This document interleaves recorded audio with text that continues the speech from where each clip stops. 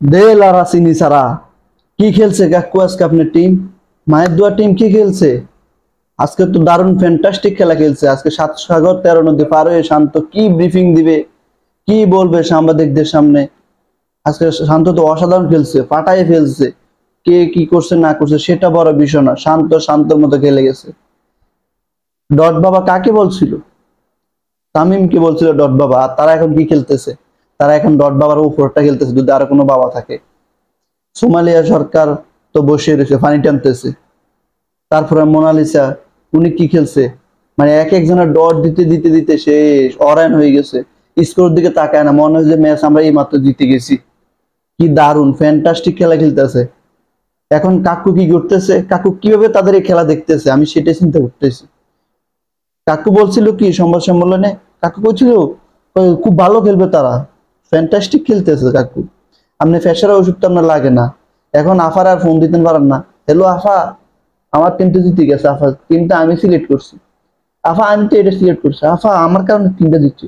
হ্যাঁ প্লেয়ার এটাও তো আমি কইছিলাম। হ্যাঁ আমরা তো কইছি এই প্লেয়ারটা না দেখে, এখন আমাদেরকে চিনে না। নানু কাকু কইছিল যে আমাদেরকে তো চিনে না, কারণ টিম আমরা তো বলছিলাম যে প্লেয়ারটা নেওয়ার জন্য, কারণ প্লেয়ার ভালো করলে আমরা কেউ চিনে না।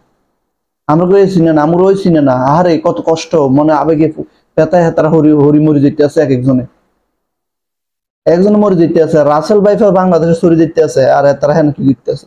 আমার মনে করে বাংলাদেশ টিমে দুই তিনটা রাসেল ভাইফার সারি দেন দরকার, যে তোরা কিভাবে এটা থেকে বাঁচবি তোরা চিন্তা কর।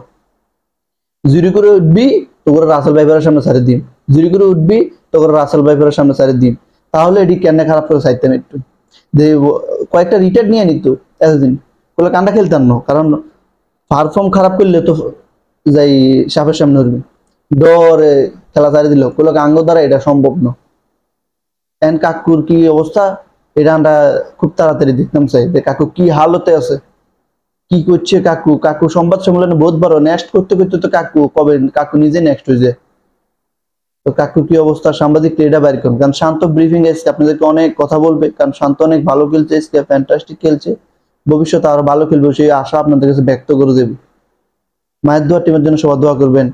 বেস্ট অফ লাক মায়ের দোয়া টিম, তাড়াতাড়ি আসুন, আপনাদের সাতখোলা বাস রেডি। আপনারা খুব তাড়াতাড়ি বিশ্বকাপ নিয়ে চলে আসুন বাংলাদেশে। যদিও বিশ্বকাপ না পারেন তাহলে ওই অন্য দেশের থেকে একটা বিশ্বকাপ ভাড়া করে নিয়ে দেশে চলে আসুন। সাতখোলা বাস আপনাদের জন্য রেডি, আপনারা অনেক দারুণ